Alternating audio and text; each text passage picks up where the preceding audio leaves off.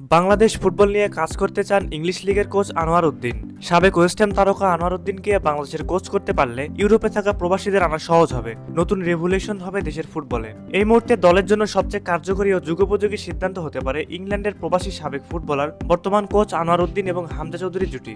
আনোয়ার উদ্দিন সর্বপ্রথম বাংলাদেশি বংশোদ্ভূত হিসেবে ইংল্যান্ডের লিগে অধিনায়কত্ব করা ফুটবলার ছিলেন এবং বেশ হাই প্রোফাইল ছিলেন তিনি। বর্তমানে তিনি কোচিংকে ক্যারিয়ার হিসেবে বেছে নিয়েছেন।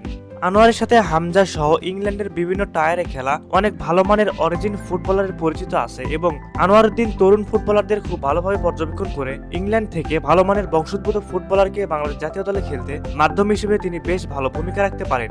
আনোয়ার উদ্দিন হলেন প্রথম কোনো ব্রিটিশ বাংলাদেশি যিনি ব্রিটেনে প্রফেশনাল ফুটবল খেলেছেন। সেই সাথে তিনি প্রথম কোনো এশিয়ান যিনি ইংলিশ লিগে ক্যাপ্টেন ছিলেন। লন্ডনের ওয়েস্ট হ্যাম ইউনাইটেডের হয়ে তার ইংলিশ ফুটবলের অভিষেক হয়। পরে তিনি দলটির অধিনায়ক ছিলেন। তার দল যখন 1999 সালে এফএ যুব কাপে চ্যাম্পিয়ন হয়েছিল, পরে 2002 সালে তিনি শেফিল্ড ওয়েনসে যোগ দেন। বর্তমানে তিনি ইংল্যান্ডের শীর্ষ 4 স্তরের একটি লিগ দলের কোচ হিসেবে আছেন। ইংল্যান্ড জাতীয় দলের কোনো পর্যায়ের কোচিং স্টাফে জায়গা করে নেওয়ার মতো কীর্তি দক্ষিণ এশিয়ার কারো ছিল না। বাংলাদেশি বংশোদ্ভূত আনোয়ার উদ্দিন সেটাই করে দেখিয়েছেন। তিনি একটি সাফল্যের সিঁড়ি ভেঙে পৌঁছে গেছেন ইংল্যান্ড জাতীয় দলের ছায়াতলে। ইংল্যান্ড সি দলের সহকারী কোচ হিসেবে নিয়োগ পান বাংলাদেশি বংশোদ্ভূত এই ব্রিটিশ। মূলত ইংল্যান্ড জাতীয় দলের দরজায় কড়া নাড়ছেন বা ভবিষ্যতে মূল দলে খেলার ধ্বনি শোনা যাচ্ছে যাদের পায়ে, তাদের নিয়ে গড়া হয় ইংল্যান্ড সি দল। 2022 সালে এই দলে সহকারী কোচ হিসেবে নিয়োগ পান মোহাম্মদ আনোয়ার উদ্দিন। সম্প্রতি বাংলাদেশি এক ক্রীড়া সাংবাদিককে তিনি জানিয়েছেন বাংলাদেশ ফুটবল নিয়ে তিনি কাজ করতে চান। প্রিয় দর্শক, আনোয়ার উদ্দিনকে কোচ হিসেবে আপনারা কে কে দেখতে চান? আপনার মতামতটি আমাদের কমেন্ট করে জানিয়ে দিতে পারেন। এতক্ষণ আমাদের পাশে থাকার জন্য আপনাদের জানাই আন্তরিক ধন্যবাদ।